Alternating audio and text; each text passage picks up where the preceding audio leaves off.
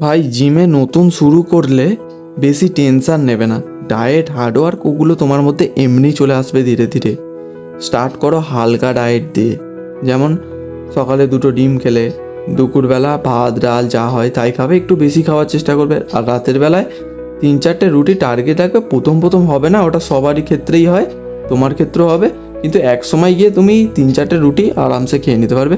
সিম্পলের ওপরে ডায়েট রাখবে, জিমে গিয়ে শুধু কনসিস্টেন্সিটা ফোকাস করবে, ফলো করবে।